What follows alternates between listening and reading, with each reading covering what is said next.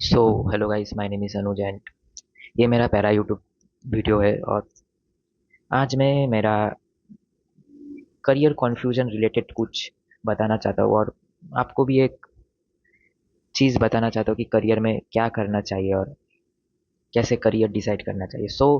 पहले मेरा back story बता दूँ कि मैंने क्लास 11 12 दिया था। 12 के तो जब 12 दे रहा था तब due to some health issues और दूसरे वगैरह चीज़ के लिए मैंने क्लास 12 में बहुत ही लो स्कोर किया था।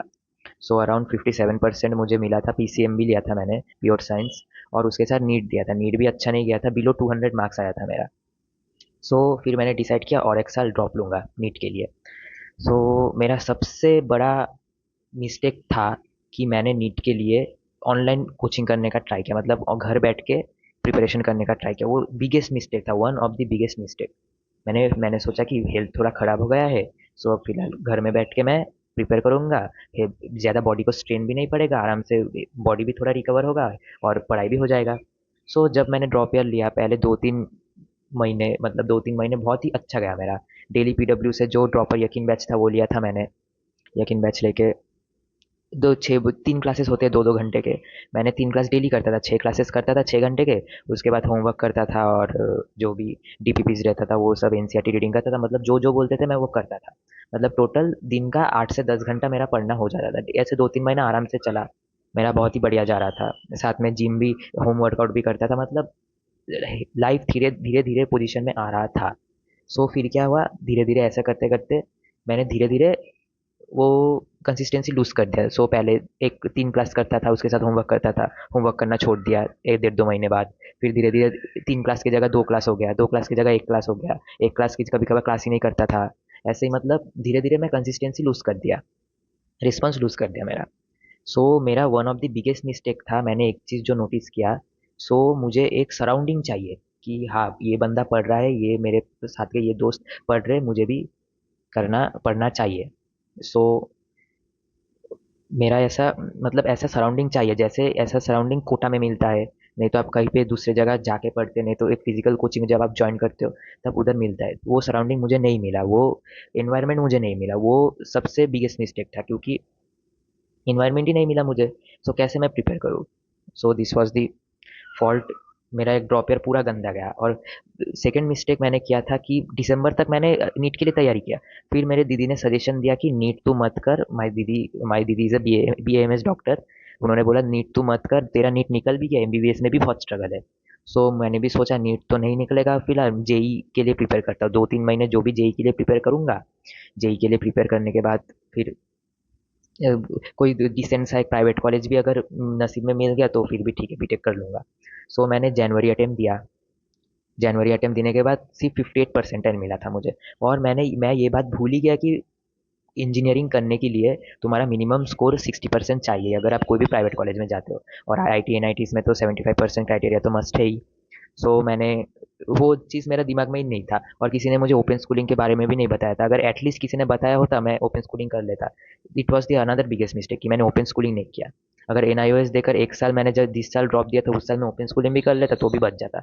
एटलीस्ट 60% के अबव तो आ जाता मेरा मार्क्स।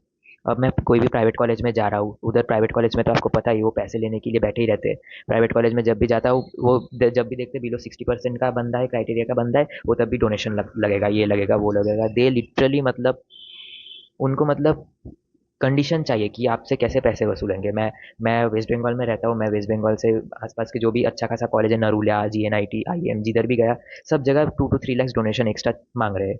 अब मैं डोनेशन नहीं देना चाहता हूँ, फी फिर भी ठीक है, बट आई डोंट नो यार, मुझे लाइफ में क्या करना है। मुझे बीटेक भी नहीं करना है, मुझे मतलब बीटेक में भी उतना इंटरेस्ट नहीं है। मुझे मैथ्स में भी इंटरेस्ट नहीं है, मुझे मेनली इंटरेस्ट है बायोलॉजी और कंप्यूटर में। बट क्या करूँ मैं? पहले मुझे आइडिया आया था कि बायोटेक करूँगा। अब बायोटेक में तो इंडिया में स्कोप नहीं है। लिटरली आई एम, मतलब confused what should I do now.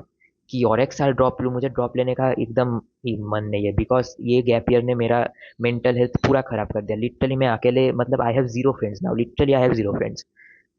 What should I do? I don't no, I literally don't know.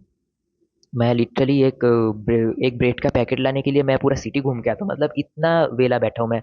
मुझे क्या करना चाहिए लाइफ में, मुझे फिगर आउट नहीं हो रहा है। इधर से कॉलेज कॉलेज से डायरेक्ट डायरेक्ट एडमिशन के लिए दिन भर कॉल आते रहते, एडमिशन ले लो, एडमिशन ले लो।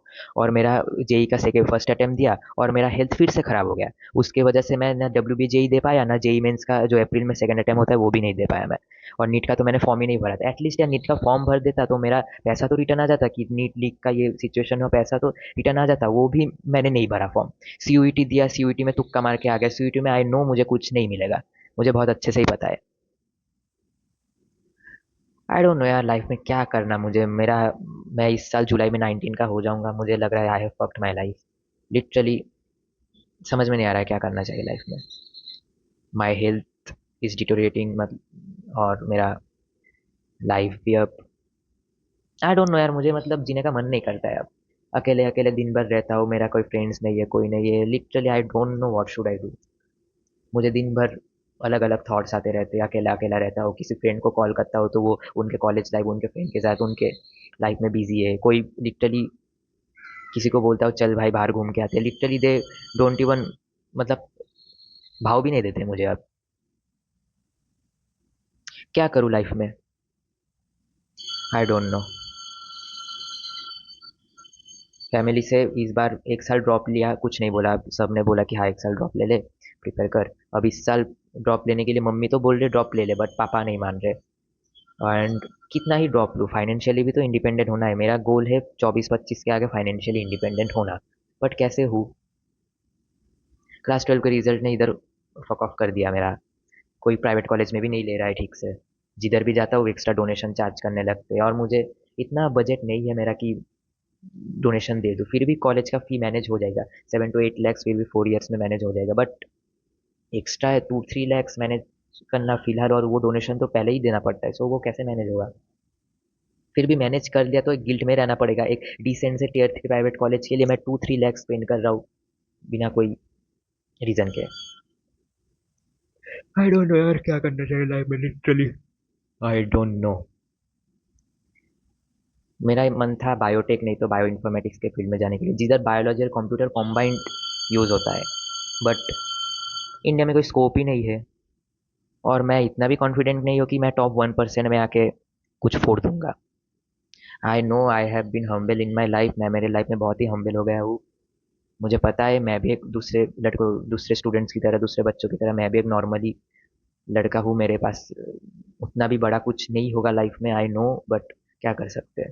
ये रियलाइजेशन मुझे क्लास 10 के बाद भी नहीं, 12 के बाद हुआ था।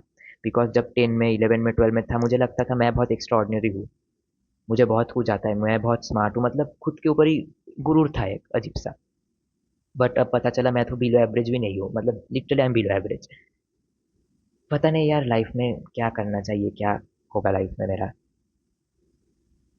आई डोंट नो। नए नए करियर ऑप्शन एक्सप्लोर करता हूँ। पहले पॉजिटिव साइड देखता हूँ, नेगेटिव साइड देख के फिर से वो करियर ऑप्शन में स्विच करने का मन नहीं करता है।